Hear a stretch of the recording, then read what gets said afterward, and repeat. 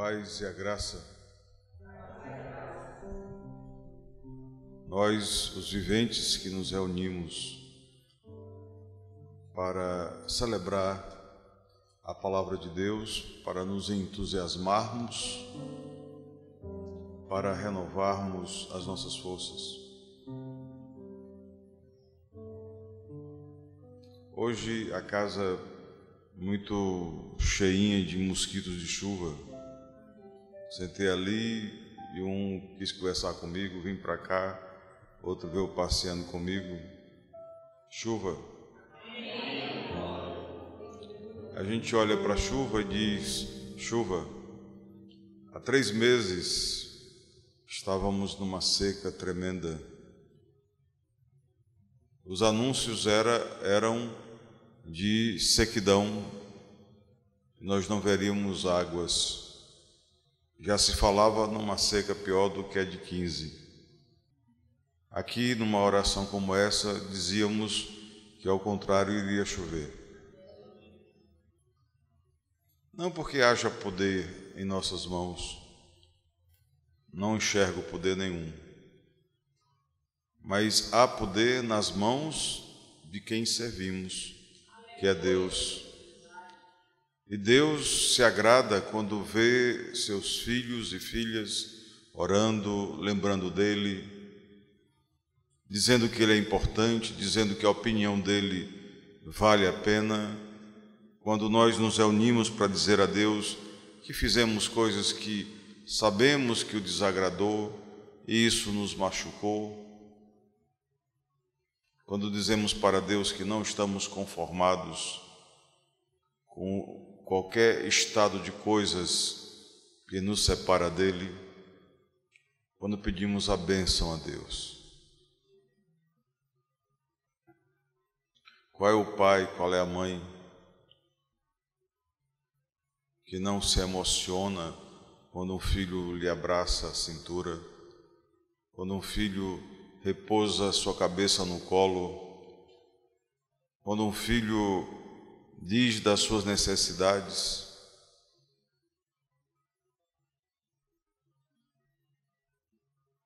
A gente pode, olhando para isso, imaginar como é Deus. Quaisquer resquícios de bondade que nós temos, que ainda reside em nós, vem do Senhor. Porque Ele é a bondade plena. Ele é a bondade plena, em nome de Jesus. Assim digamos juntos: Senhor meu Deus, Tu estás presente na minha vida, à minha frente, abrindo tantas portas, na minha retaguarda, me defendendo daquilo que eu não sei, daquilo que eu não vi, dos planos que maquinaram e maquinam contra mim. Tu estás, ó Deus, à minha esquerda, onde eu sou fraco, onde as minhas fragilidades são gritantes, e é exatamente aí que me fortaleces. Ó Deus, Tu estás à minha direita, justo onde eu sou mais forte, para dar-me integridade, bom senso, justiça, bondade, para que a soberba não faça parte da minha alma. Tu, ó Deus, estás nos abismos para me levar aos lugares altos, e estás nos lugares altos para me proteger. Pois está escrito que uma muralha de anjos o Senhor colocará em torno de mim. Por isso, Senhor, eu te louvo, eu proclamo a Tua grandeza, Não sou nada, meu Deus, sem a tua presença. Menos do que pó. Mas quando ligado a ti, ó Deus, sou forte guerreiro. A intrepidez toma conta do meu ser. Senso de poder comum para proteger a minha família, os meus amigos, o meu país, invade a minha alma, pois eu sei que jamais estive e jamais estarei sozinho, porque Deus é comigo e todos verão a glória de Deus na minha vida, na minha casa, na minha igreja, na cidade que eu moro, no estado, no país que me concebeu. Venha, Espírito, protege-me e protege aqueles que teu amor vem consagrando. Em o nome de Jesus. Amém. Uma frase que marcou a vigília que fizemos ontem, ou ao menos marcou esse pastor, é aquela grafada, sombreada em Mateus capítulo 7, versículo 7. Eu, porém, olharei para o Senhor, esperarei no Deus da minha salvação. O meu Deus me ouvirá. Você está numa situação de franca constatação de uma realidade de problemas e dificuldades. Você olha e diz: quem poderá me ajudar? Quem poderá agir em meu prol?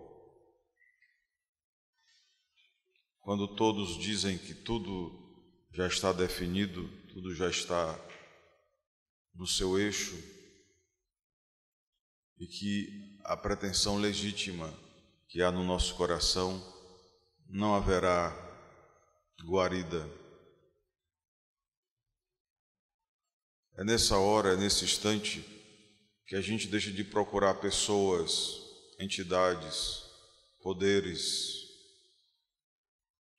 É nesse momento que a gente diz: eu, porém, vou procurar o meu Deus, porque o meu Deus me ouvirá.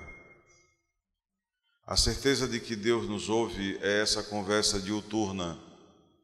Se Deus me ouviu ontem, se há um ano atrás eu estava nessa situação e Deus me ouviu, se há 5 anos atrás Deus me escutou, se de um problema tão grande que eu estava, tão difícil, eu fui sacado dele e saí ileso, como Jonas tragado por uma baleia, e nem a baleia o devorou, e nem o oceano o transtornou, nem os inimigos de Nínive o destruíram.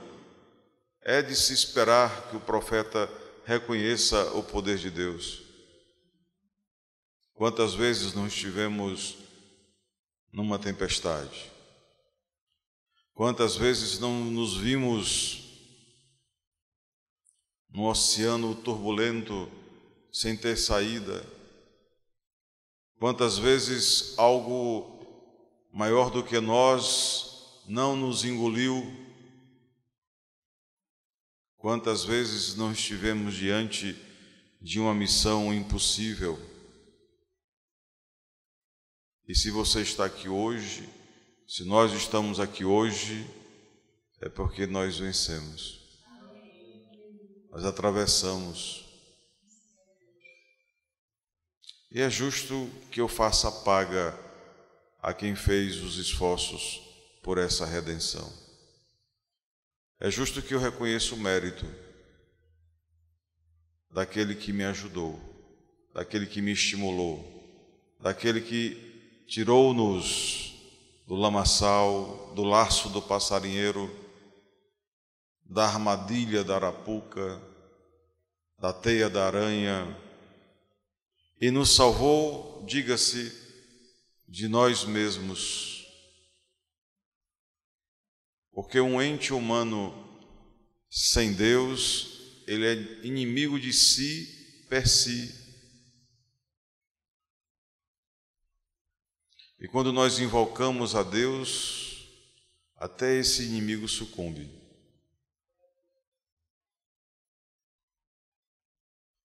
O salmo que foi lido hoje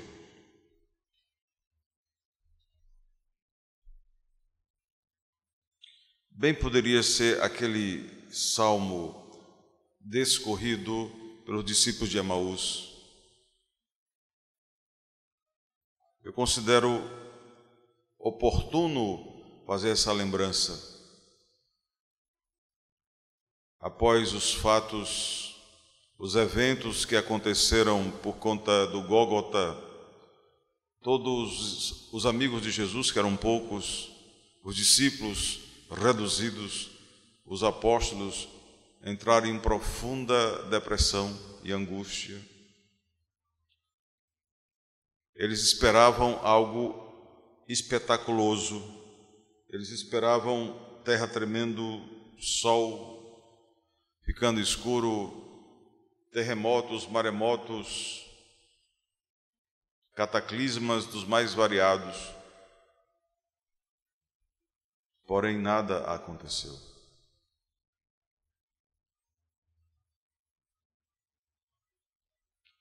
Eles estavam firmemente olhando para Jesus na cruz, crendo que o poder de Jesus, em Jesus, eclodiria naquele momento.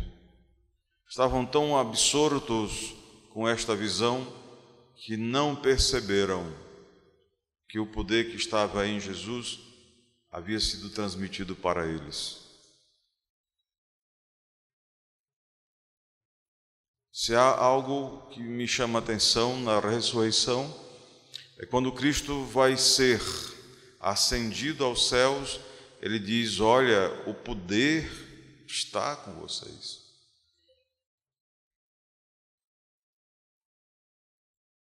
Ainda ali, os apóstolos não entenderam. Debulharam 50 dias intermináveis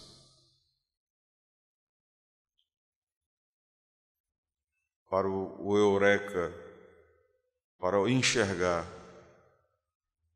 através do Pentecostes, que nada mais significa do que a percepção de que o poder está em nós. Quando evocado, quando invocado, quando vocacionado, quando trazido pelo vocativo, pelo clamor. Aqueles homens eram pessoas simples, comuns, não havia alteração nos seus semblantes, rudimentares, não tinham voz para o parlamento farisaico, para os sumos sacerdotes, eram destravados dessa possibilidade. Mas naquela noite, como línguas de fogo, o Espírito Santo veio sobre cada um, e cada um deles foi profetizando, ao ponto que todas as pessoas de várias línguas, os que vieram da Capadócia, dos Medos, da Panfilha, os conseguia entender como se falassem nas próprias palavras de origem. E é nesse rompente que Pedro toma a palavra e começa a citar o profeta Joel. Porque é nosso dever saber que o Espírito de Deus será derramado sobre toda a carne. e que toda a carne irá profetizar.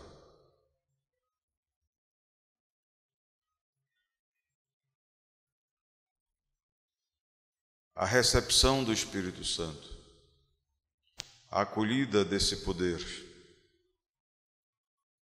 fê-los diferentes.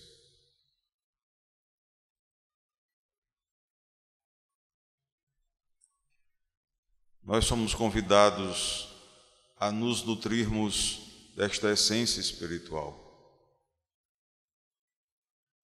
Nós nos nutrimos de muitas coisas. Nossa cabeça está cheia de preocupações, de sonhos humanos, de desejos materiais, de preocupações, de medos, de fantasias, de ilações, ao ponto que estamos cheios. E mesmo a batida na porta por parte de Jesus, nós não temos mais ouvidos para escutar, é tanto barulho. E se bate a porta, estamos muitas vezes como Belém, com as nossas estalagens, com as nossas casas, com os nossos compartimentos lotados. É de se dizer que Belém era onde estava o parentesco de José.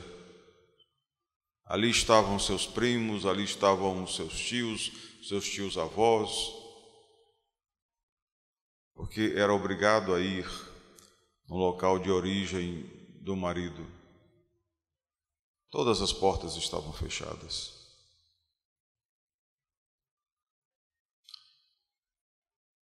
Não nos é difícil imaginar o Natal hoje,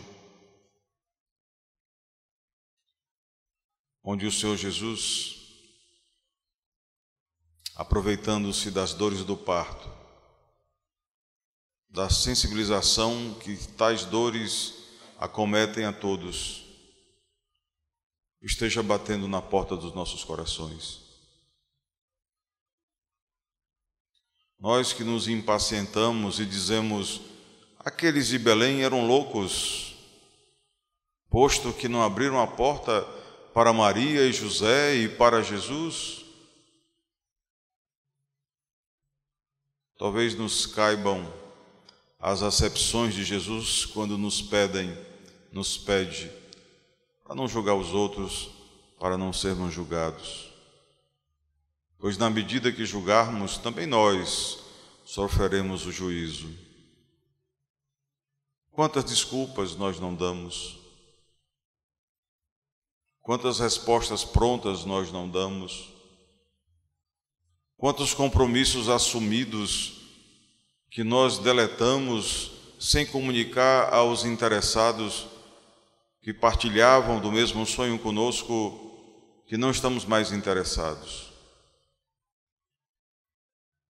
Nós que nos rogamos frustrados por um país que frustra, por uma cidade que nos atormenta, por relações completamente inseguras, deixamos de olhar que nesse particular nós somos copartícipes, nós compartilhamos das mesmas considerações. Cada vez, irmãos e irmãs, que nós temos a oportunidade de uma oração e eu mesmo digo que não vou, cada vez que nós temos uma vigília e nós simplesmente dizemos que não podemos ir, que eu tenho coisas mais importantes para tratar, cada vez que fazemos aqui um domingo de encontros, de salvação, de restauração, de comunidade, de mostrar o amor ao próximo, e nós desdenhamos disso, porque não tem um glamour de um Ceará Hall, porque não vamos sair na Rede Globo, porque não vai nos dar um aumento de salário, porque afinal,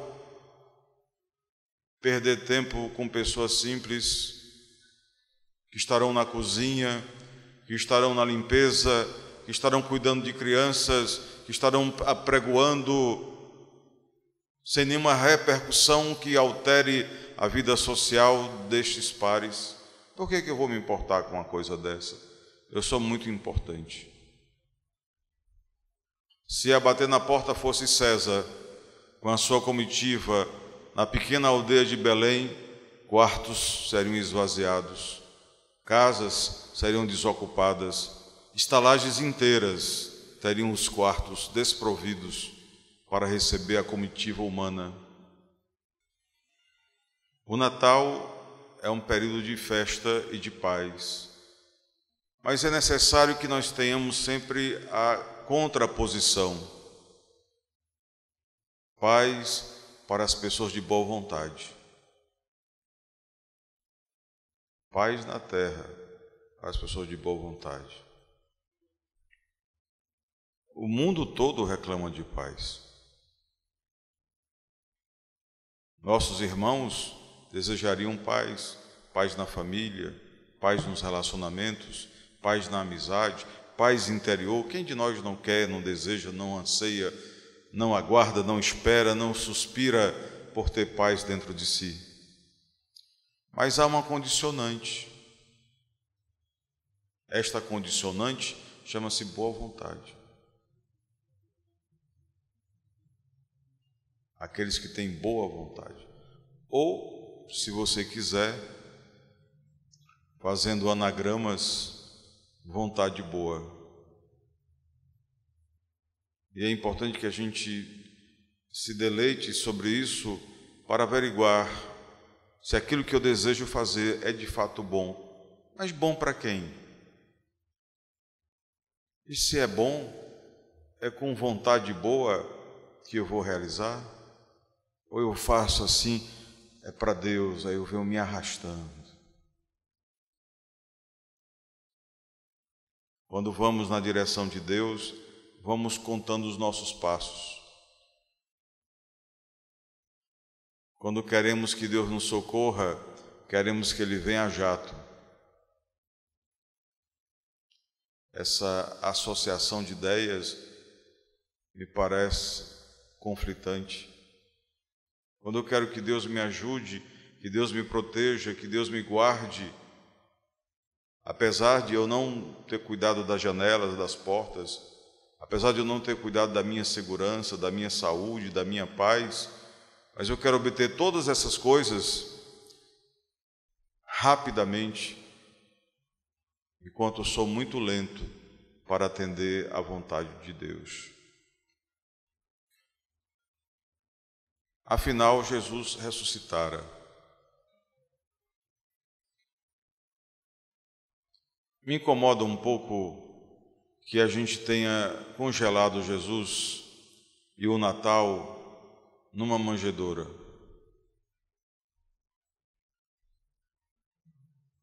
Diferente da realidade. Nós comemoramos o seu aniversário hoje e nem sabemos como você era quando você nasceu há 20, 30, 40 anos atrás. Você não traz suas fotos no berço para colocar em cada Natal. Nós não comemoramos o aniversário de alguém lembrando o nascimento dele. Nós comemoramos o aniversário de alguém por aquilo que ele é no presente momento que comemoramos. E o presente momento do Natal de Jesus chama-se Calvário e Ressurreição. O modus mutandi, a mudança do modo, não é tão importante antes ou depois, porque Deus é o mesmo. Aquelas ensinanças, aqueles ensinamentos que Deus colocou através de Jesus são os mesmos. Ide por todo o mundo e evangelizai. Fazei minhas todas as criaturas. batizando-as em meu nome, em nome do meu Pai e em nome do Espírito Santo. Então nós, quando adoramos a Deus, nós temos que nos questionar se nós estamos fazendo aquilo que nos foi confiado fazer, nos foi desejado fazer. Revela as Escrituras que nem naqueles momentos tão alvissareiros, tão cheios de milagres, as pessoas compreenderam a sua missão. Jesus está caminhando e alcança os 2 discípulos de Emaús e passa a ouvir o que é que eles estão dizendo.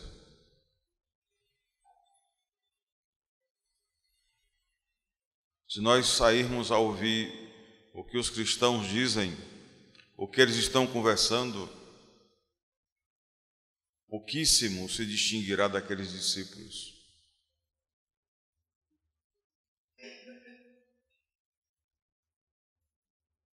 E é necessário que nessa noite nós nos lembremos o que Cristo disse. Vocês não sabiam que essas coisas todas iriam acontecer?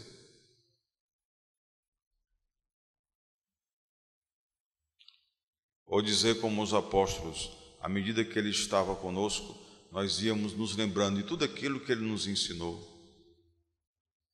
Por que essas coisas estão acontecendo? É para que se manifeste a glória de Deus. Quem vai manifestar a glória de Deus? É necessário que o Espírito nos revolva a memória para que tenhamos a resposta que Jesus daria nessa noite. E vamos entender que a manifestação da glória de Deus se dará quando a sua luz brilhar em torno das pessoas. E estas, vendo as vossas boas obras, glorificarão ao Pai, que estás nos céus, que está nos céus. Pergunta muito importante. Eu estou sendo uma luz que está brilhando?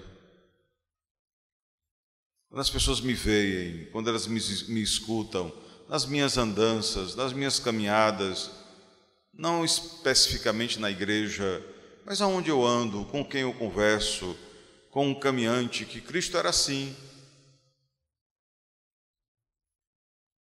Cristo, ele gostava de pessoas. Ele chegava em qualquer lugar, fosse o pescador, como Pedro, fosse um cobrador de impostos, como Mateus, fosse uma prostituta, como Madalena, fossem crianças que estivessem correndo no pátio, Jesus sempre causava uma excelente impressão. Ele ouvia e resolvia. Ele era atento, ele era carinhoso. O zelo de Jesus era tão extraordinário que ele aqui pregando, fazendo uma homilia e pensando no almoço. A gente sabe que ele pensava e os demais não pensavam nisso. E todas as vezes que Cristo falava sobre isso, os apóstolos diziam: vamos dispersar a multidão. É muita gente. Mas sem comer nada, sim, ninguém tem o que dar para comer. Nosso dinheiro aqui só dá para a gente.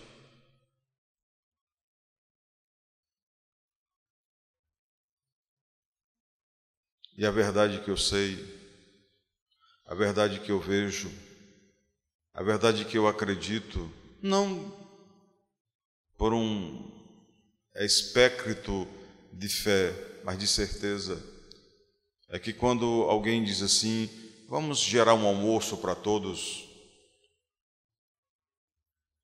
43 anos de ministério e de almoços, nunca falhou. Houve uma vez, eu era muito jovem, e nós organizamos um encontro na casa de uma congregação. Então, nessa casa, eles exigiam que nós pagássemos a estadia e os alimentos. Ora, fiz a divisão, fizemos a cota, somamos o recurso, uma semana antes entreguei para a administração da casa.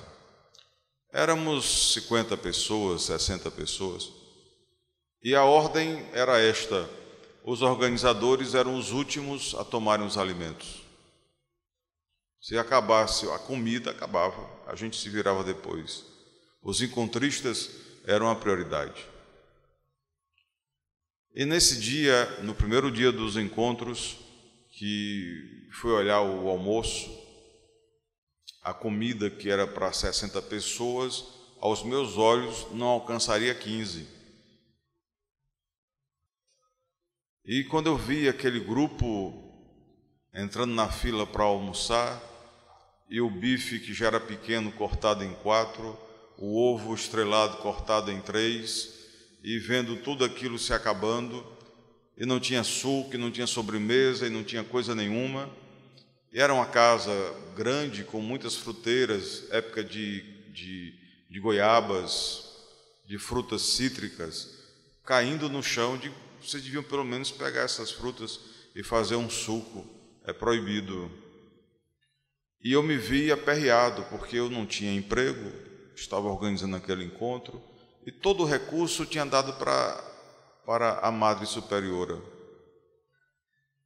Nesse instante, são 43 anos de retiros, isso nunca se repetiu. Chegou naquele momento o pai de uma das meninas, e foi olhar o que a gente estava fazendo. Ele olhou esse momento, assistiu a abertura dos trabalhos da tarde, e quando terminou, ele me chamou, colocou a mão no bolso e me deu na minha mão o equivalente a 2.000, 3.000 reais. Isso aqui é para ajudar o trabalho de vocês. Então tomei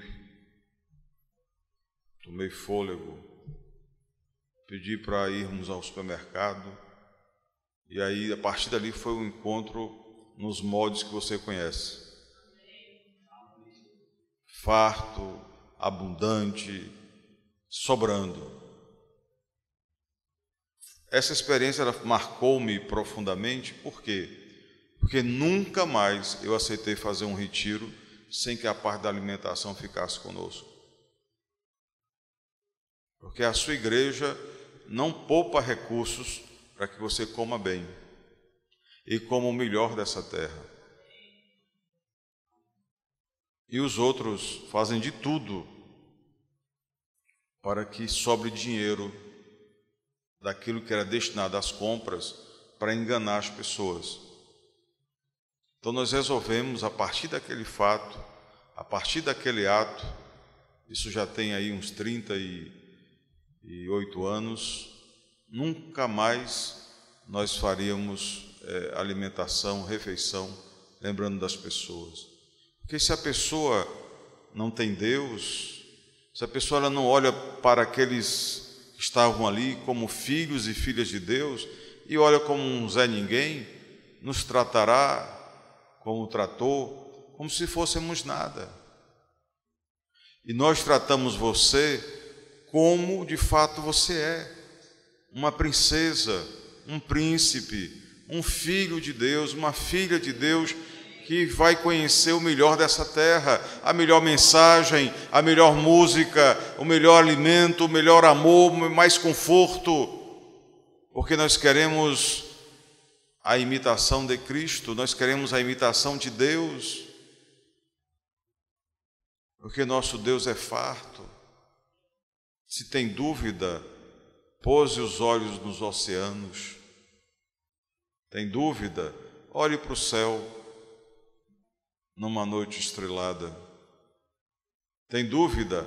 Vá para o interior na época dos cajus. E você não consegue colocar seus pés no chão? Há estudos que apontam que somente as frutas que caem no chão, se aproveitadas, eliminaria por completo a fome no mundo.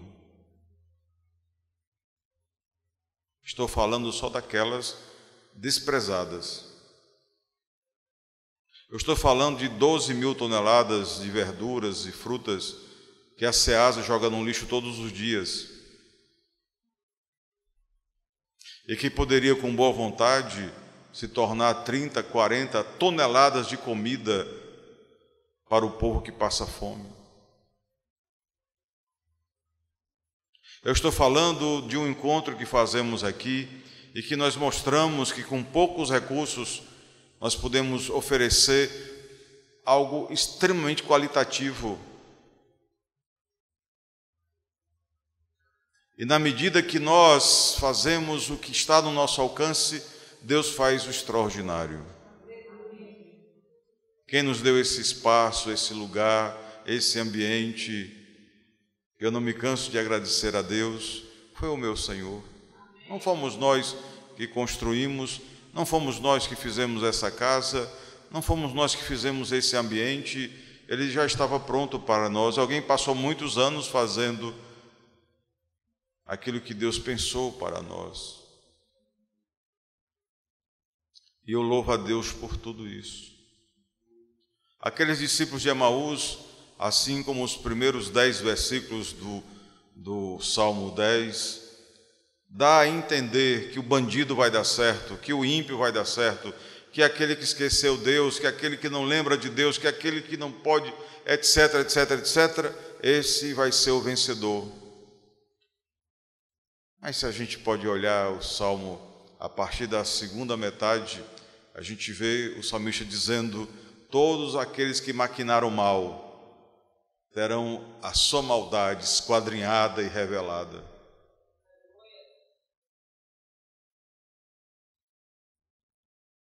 Os que se achavam intocáveis, inabaláveis, estão chorando pelos cantos, com medo da justiça de Deus. E eu tenho como certo, meus irmãos, que não se trata diante de Deus apenas um esquadrinhamento por conta de desvios financeiros. Isso é um problema nosso, se fosse apenas isso. Mas é porque eles mexeram na fé. Quando em 2015 fizeram aquele passeio em São Paulo e afrontaram o cristianismo com atos completamente insanos, eu disse ao meu coração: meu Deus, os teus inimigos são os meus inimigos. Eu pensei que eu ia morrer com aquilo. Eu adoeci com aquilo. Eu senti a maldade naquilo. E Deus botou foi quente. E Deus desarmou o circo. E vai desarmar até cair um por um. E eu não falo de dinheiro, não. Eu estou falando daqueles que querem prostituir nossas moças, aqueles que querem abortar nossas crianças, aqueles que querem vender os órgãos dos pequenos, que já estão vendidos por conta de ações abortivas. Quero falar pela destruição da família. Quero falar pela destruição das mentes infantis nessas escolas que pagamos caro para que as crianças vão ali aprender algo e saem de lá não como estudantes, mas como ativistas do feminismo medíocre, ativistas da pornografia, da falsa liberdade de expressão, do desrespeito e da imoralidade. Da pessoa subir numa tribuna, subir no alto e começar a falar dos seus pecados como se fossem virtudes, e apresentar as virtudes como se fossem pecado. Essa senha diabólica a cada século se avizinha. Século passado, ali pelo ano 1915, estava o senador Rui Barbosa dizendo: eu tenho vergonha de mim. Eu tenho vergonha de mim por educar e ter sido educador de tantos, por trabalhar pela justiça, quando vemos tantos prosperarem na injustiça. Eu tenho vergonha de ter sido uma atalaia da justiça. Mas o grito de Rui Barbosa, assim como o grito de muitos cristãos, subiram aos céus.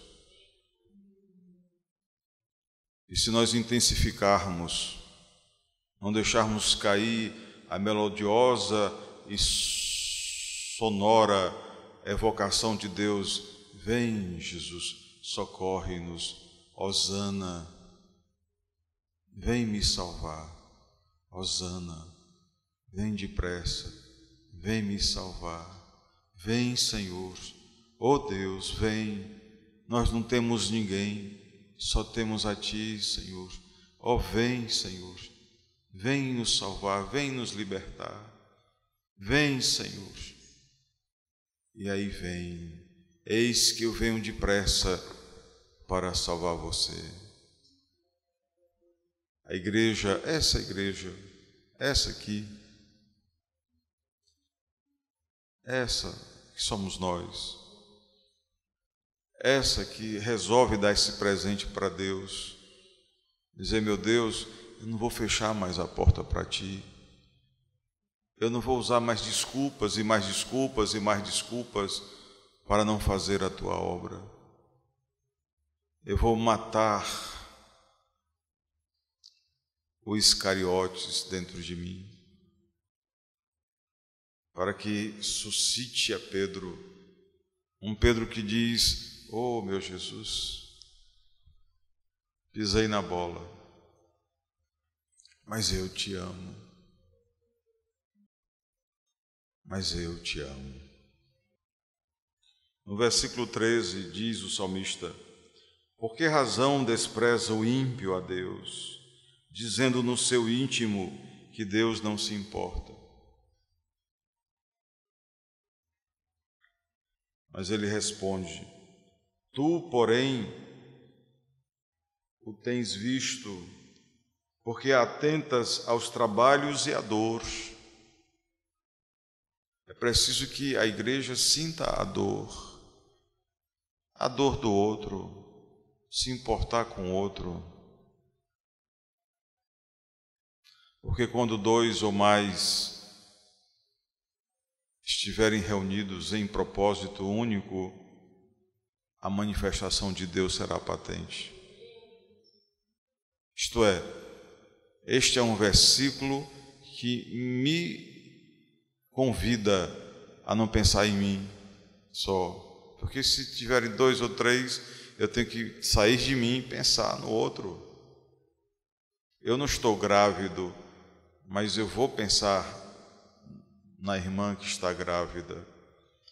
Eu, nesse momento, não estou na UTI de um hospital, mas eu vou parar e pensar e orar e pedir por um irmão que precisou. Nesse momento, eu estou bem economicamente, mas eu já estive mal e eu vou pensar em alguém que precisa, que eu possa ajudar.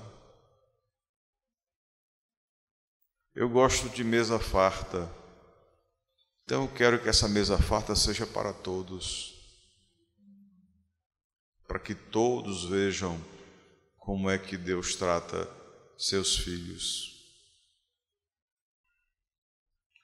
O Senhor é Rei eterno. Sabe o que é que significa? É que todo mundo vai passar e Deus fica. Quem está no controle é Deus. Governa aquele que permanece.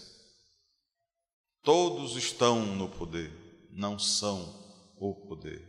O único que é o poder é Deus. só está ali. O desembargador está ali. Hoje, graças a Deus, alguns são afastados de pronto, outros são aposentados. E uma vez eu recebi como aluno um desembargador aposentado, ele dizendo por que queria fazer o curso de oratória.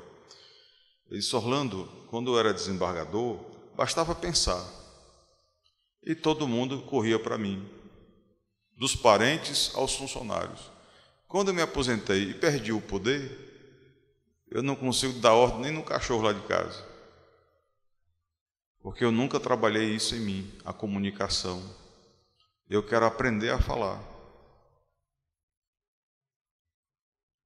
porque a pessoa, ela se estribou no poder. Quando o poder se foi, não era mais nada. É como alguém que se estriba na sua virilidade, na sua força, mas no dia que estiver doente ele quer morrer, porque não tem mais isso. Mas quando a sua força é do Senhor e você contempla esse poder de Deus, aí você pode estar doente, você pode estar fraco, você pode estar liso, você pode estar do jeito que você tiver. Você vai dizer: a minha força vem do Senhor, que nunca muda, que não é como a estação. Todo tempo para Deus é tempo bom. Aleluias. Tens ouvido, Senhor, olha o que ele diz aqui, Deus está escutando. Tens ouvido, Senhor, o desejo dos humildes. Eu prego muito de que as coisas não estão bem melhores, porque a gente não pede.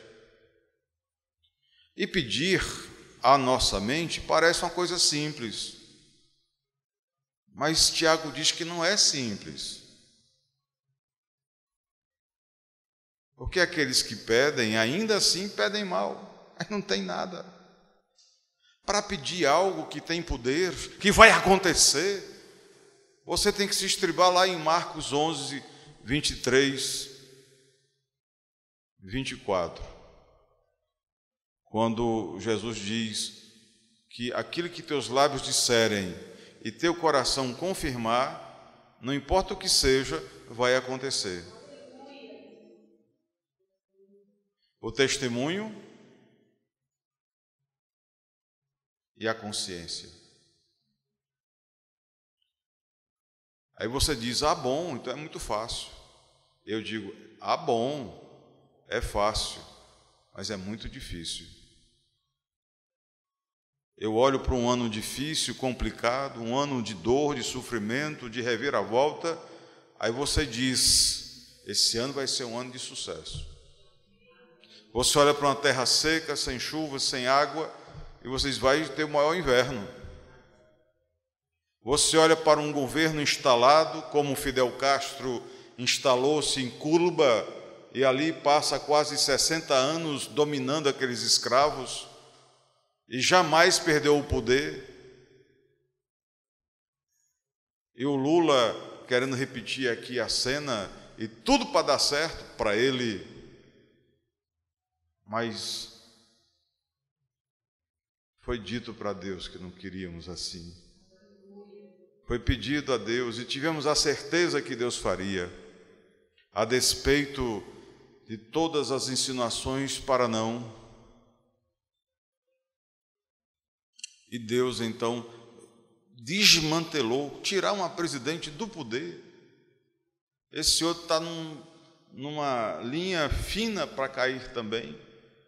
Desmantelar o STF, que há 2 anos atrás a gente não sabia nem quem era a alta corte. Hoje a gente sabe o nome de todos eles, até as namoradas que têm, até os relacionamentos que possuem.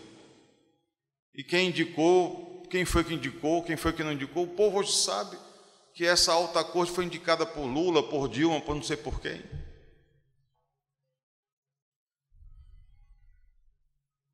Porque Deus fez revelar todas as coisas.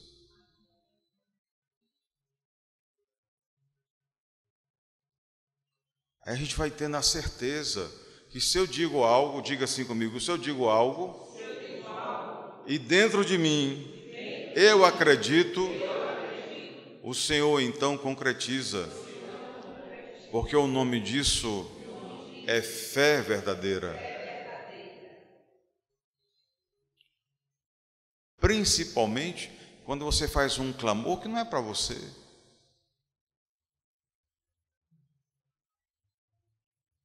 Eu quero cuidar das crianças, mas eu não tenho crianças para cuidar.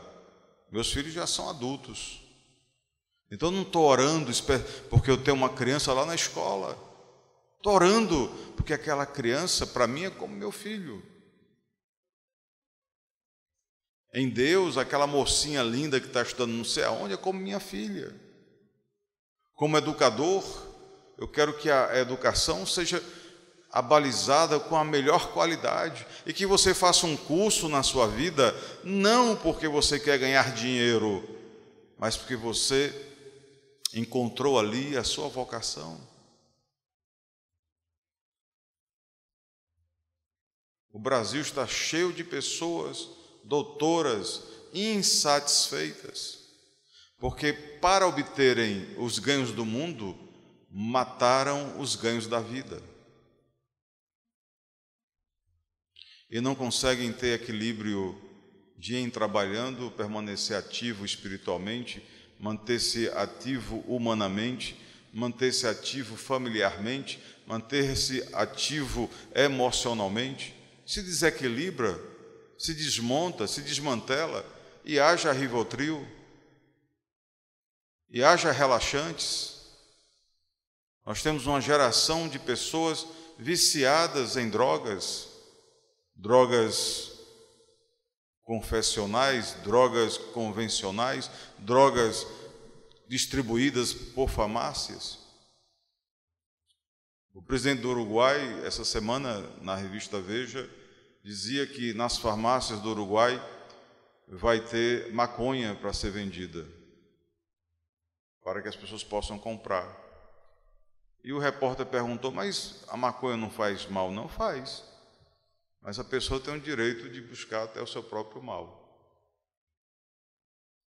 Agora, quando o Estado proporciona essa possibilidade, sem fazer uma campanha muito bonita, ao contrário, é o novo traficante oficial.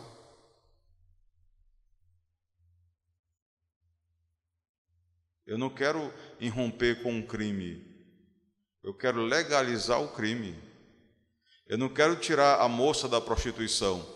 Vamos legalizar e dar cursos para que outras moças possam ser prostitutas.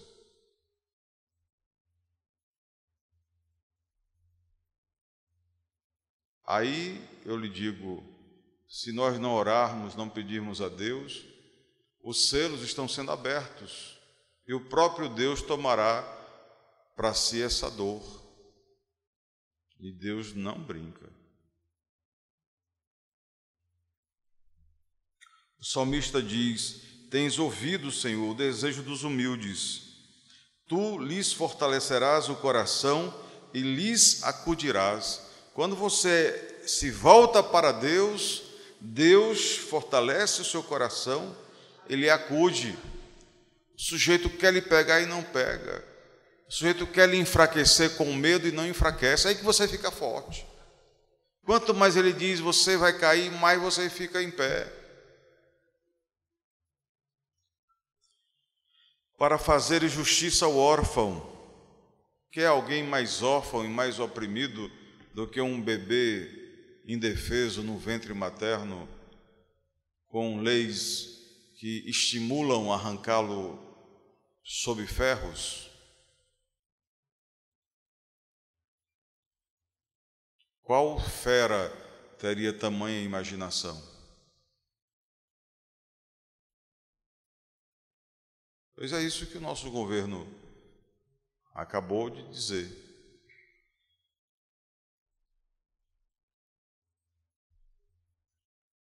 A fim de que o homem que é da terra já não infunda terror. Quem manda é Deus. Esses, como dizia Lao Tse Tung, todo tigre, todo governante, toda pessoa poderosa é um tigre de papel. Quando você chega perto dele, ele é um frouxo, é um fraco. os maiores torturadores da Alemanha nazista, quando pegos, ou se suicidavam na mesma hora, ou eram pessoas completamente e emocionalmente fragilizadas, mas tinham o poder, tinham a cobertura do Estado, então condenava muitos ao sofrimento e à morte. Sozinho não era absolutamente nada. E eu quero dizer, nós sozinhos com Deus, nós somos absolutamente tudo. Porque dizemos ao Pai, Pai, ajuda-nos. Não olha para o nosso pecado. Não olha para a nossa pequenez, Senhor. Não olha para as agruras, para os erros que cometi, meu Deus.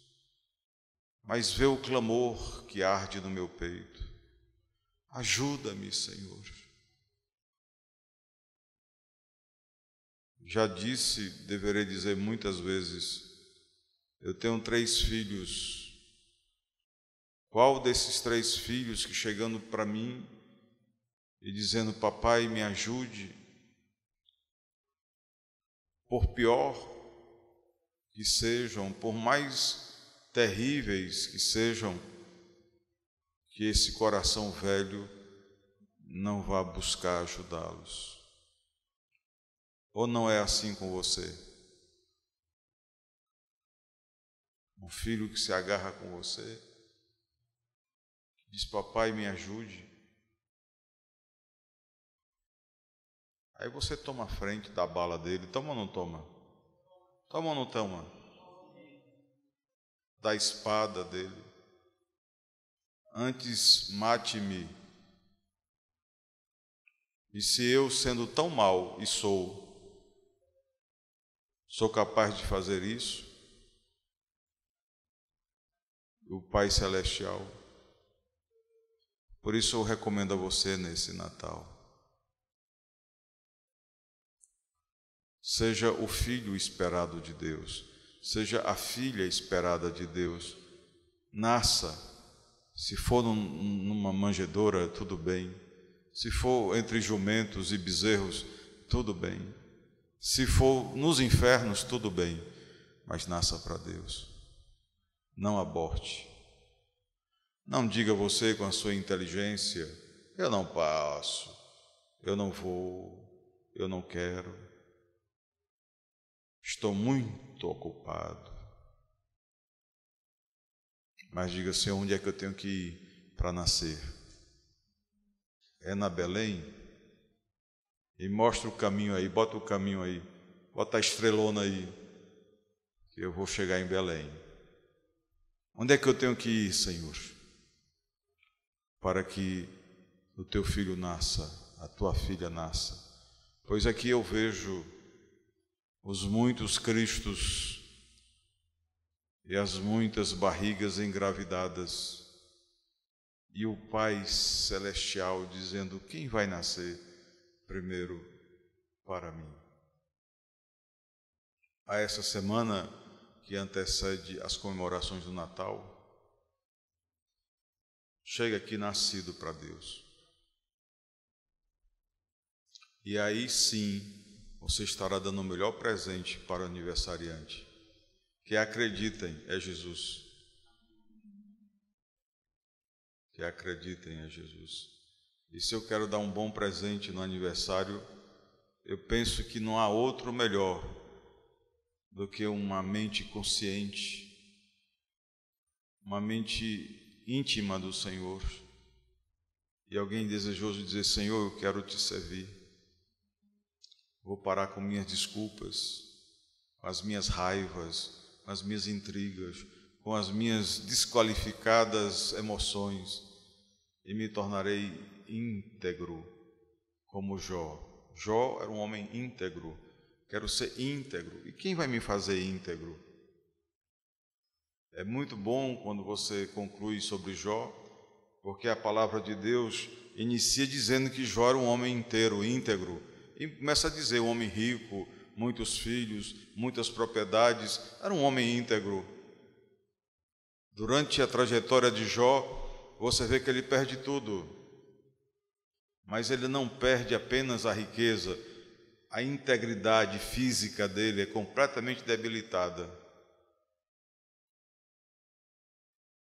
Nos últimos versículos de Jó, quando ele compreendeu a importância de orar pelos amigos, a integridade dele foi devolvida, a riqueza dele foi devolvida, os filhos foram devolvidos em dobro e a saúde dele foi restabelecida. Para dizer, a primeira integridade e a segunda integridade vieram de mim, assim diz o Senhor. Então não importa o flagelo da sua vida, no momento em que você criar essa sintonia com Deus, Deus vai reintegrar você no plano dele. E o plano de Deus é um plano sempre de vitória. Deus abençoe a todos, em nome de Jesus. Muito obrigado por sua presença aqui. Deus abençoe as orações que fizemos durante o dia de hoje, as pessoas pelas quais oramos. Deus abençoe a sua família, Deus abençoe os irmãos.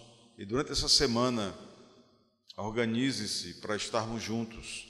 Dia 25, quinta-feira, sexta e 25, domingo, estaremos aqui em oração, em vigília. Quarta-feira haverá o Café com Fé. E é muito importante que aqueles que puderem, que estiverem em Fortaleza, estejam aqui celebrando conosco nessas 3 oportunidades do Natal. Quarta, quinta, sexta e domingo. E aí sim, quanto mais unidos, quanto mais reunidos, maior é o poder da nossa oração, em o nome de Jesus. Deus abençoe, muito obrigado e a paz do Cristo seja com todos.